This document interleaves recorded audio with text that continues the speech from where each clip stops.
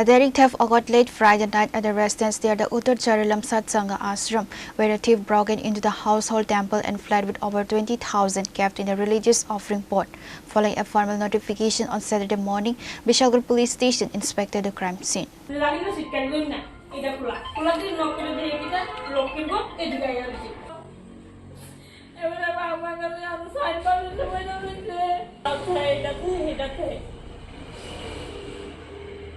The victim's family runs a small eatery in front of their residence to sustain their livelihood, regularly saving rupees 100 to 500 from their daily earnings inside the temple's offering box. The homeowner's wife, Sampa Datta, stated that the perpetrator completely ransacked the prayer room and emptied the sacred vessel containing the accumulated cash.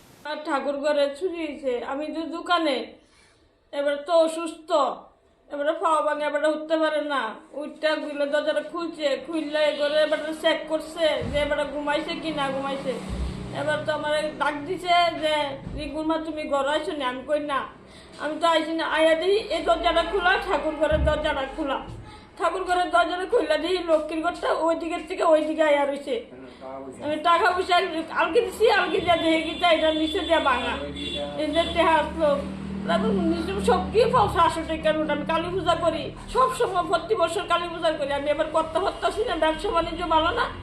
আমি অল্প কিছু টাকা থুই আমি পূজা করি প্রতি বছর এবার 200 ধরে করতে পারতাছি না এবার পাওটা বাইরে অনেক টাকা খরচ হয়েছে গিল ব্যাংকে এনে নিছে এই তো গিলের দরজাটা টান দিয়ে করে খুলে লাইছে গিল বাঁচছে না থানাতে খবর দিছেন নি হ্যাঁ এখন দিছে ওখানে আইবো কত হাজার টাকা হইবে আনুমানিক আসলো ব্যাংকের মধ্যে আমি 1 বছর ধরে টাকা দিতেছি প্রতি বিশুদ্ধ করে আমি থুইতাছি আবার এমনিও থুইতাছি যে আমি খরচ করে তো যাবো আমি 500 টাকা থুয়ে রাখলাম আমার এটা পূজা করতে পারলাম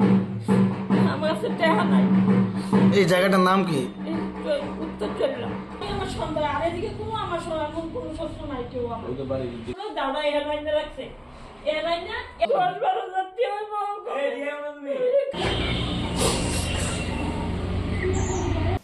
Reporter by Hiranmoy from Teliamura, Chini Khora.